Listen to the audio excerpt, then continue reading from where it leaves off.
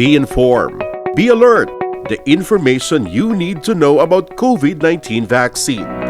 Right here, right now, on The Vax.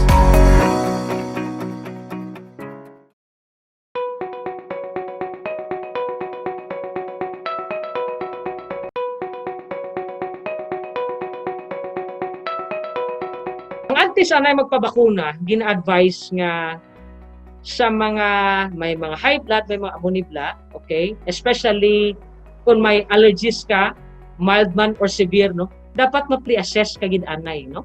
Sa mga hypertensive, mga diabetes, tani may pre-assessment pero hindi man na siya actually contraindication ng mga edad. Ang kinahanglan gid nga mag-pre-assess before ka mag-vaccinate is ang may mga allergies, especially those with severe allergies. Dapat mapa-clear tani sa alergo.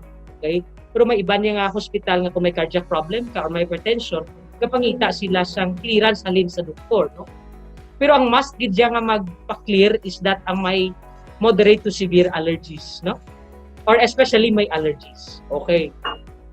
So dapat at least ka magpabakuna, kinanglan maayo lawas mo, hindi ka magpabakuna ka may ginabatsag ka, ha? Please, amo lang na ako na kay damo sa inyo ang may mga may mga doubts parte sa bakuna. So para safe na lang, make sure nga maayo ang imo nga lawas, no?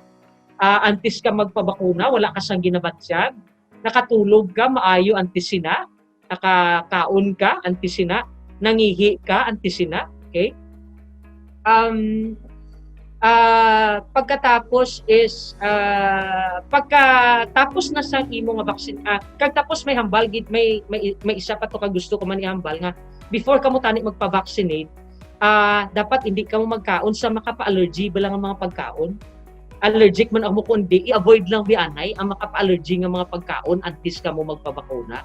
That's one. So maayo nga tulog, maayo nga nutrisyon, i-avoid lang ang makapa-allergy nga pagkaon or hypoallergenic diet, and iano mo gid i-prepare mo gid ang mind mo. Amo nang ginobra ko Gin-prepare ko ang mind ko nga magpabakuna ako.